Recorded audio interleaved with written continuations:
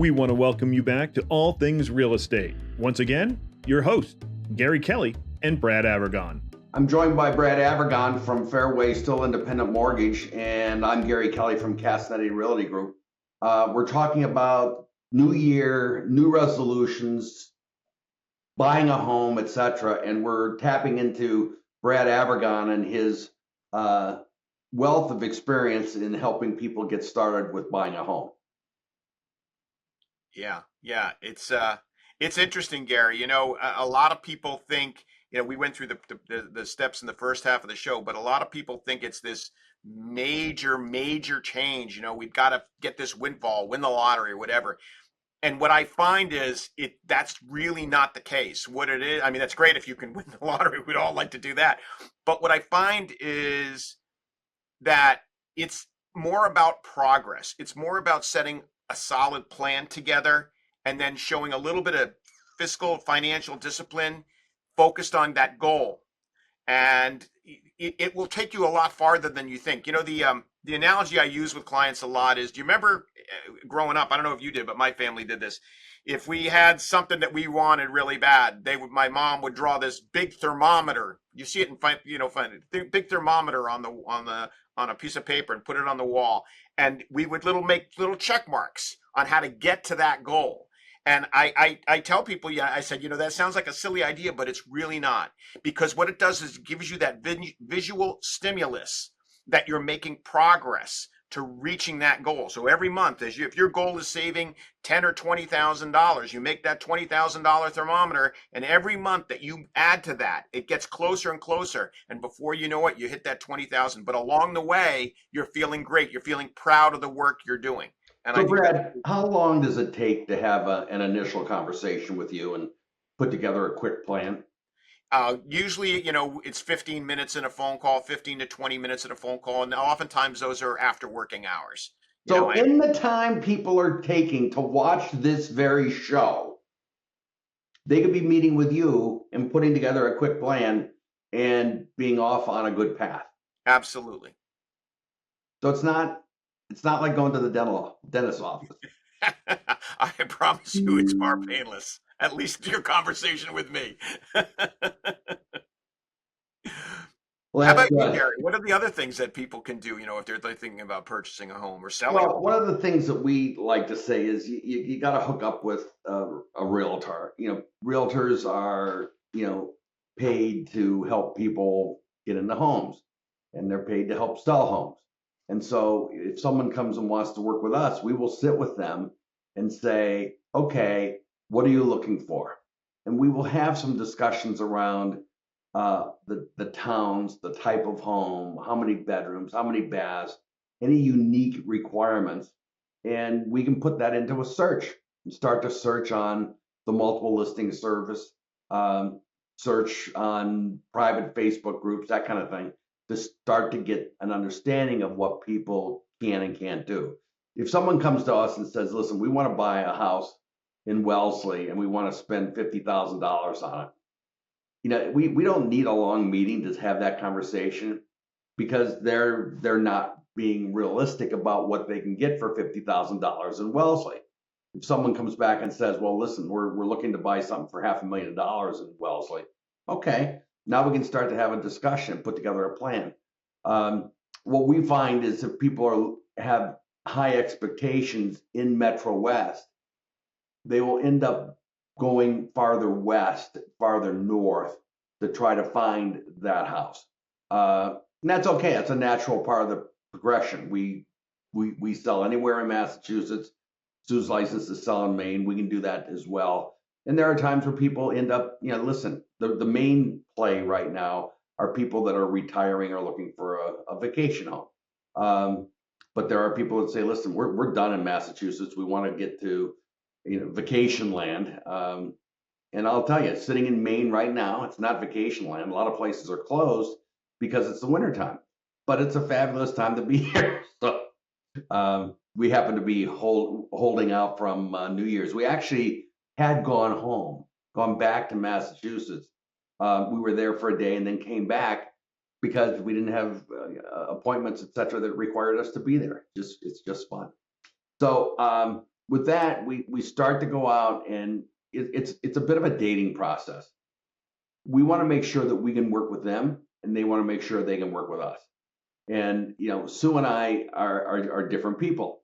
Sue likes to go up in a building and talk about colors and talk about layouts and talk about what can be done. I like to go down in the belly of the building and look at what the systems are and talk about what need to be done there. It's always an exciting time. Also, if you're selling a home, we get into what you have to do to prep the home. A lot of people have this idea that they have to renovate the home before selling. And while there may be times where that needs to happen, generally speaking, we don't find that to be the case. Generally speaking, we find it to be rare that has to happen. Yeah, maybe some paint, maybe some touch-ups, that kind of thing. But it's not, let's not renovate the entire home before sale. And so we help people with that, help people with those understandings. People say, oh, we can't pack anything away. Well, it's wintertime now. Where are your summer clothes? Well, they're packed away. Okay, let's leave them packed away. That's an easy one. We also, we look and say, how do we stage the home? We are not, Sue and I do not bring in truckloads of furniture for selling a home. We bring in decor items, we move things around. We try to take what's there and make it as appealing as it can be. So we believe in what we call light staging. But then we have the place cleaned, we have professional photos done. And then you start to really get into, once the photos are done and we put the listing together and it's out on MLS, the MLS distributes it to hundreds of different sites. All the ones you'd expect, the Zillows, the Redfin, the Realtor.coms, but also lots of real estate companies have their own site and it puts it on their sites too. So that's when the house is really starting to make that splash. And what we tell people is we're going to want to have that happen like on a Thursday, make the splash on a Thursday. And maybe as a suggestion, they take a couple of days off and go to the beach or go to the mountains or whatever, so that we have unfettered access to the house to show it. Because you have to show a house to sell it. There's no way around that. And sometimes people find it annoying, to be quite honest.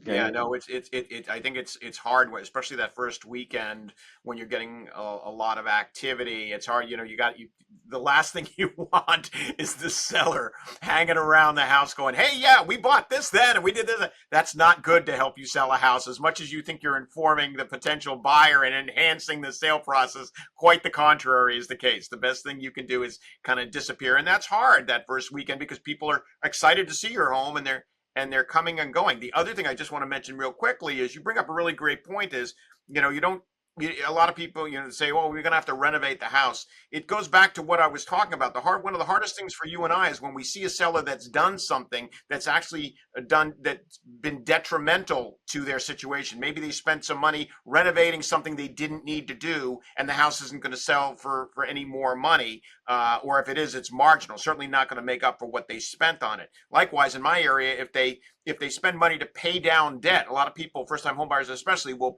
pay off all their credit card debt and their loans, and they think that's helping them afford more of a house. That's not necessarily the case. So I encourage folks to, whether they're talking to you thinking about selling a home or talking to me about thinking about buying a home, talk early on. It costs nothing for the conversation, and oftentimes we can give you some advice that's going to save you a lot of money in the long run. Right. Absolutely. When the house is on the market, everyone sits waiting for that first offer to come in. If there's no offers that come in, that tells us something. Probably something about the price that the house went out at. The price may be too high if there are no offers coming in. We've got some charts that show on an analytical basis what that means.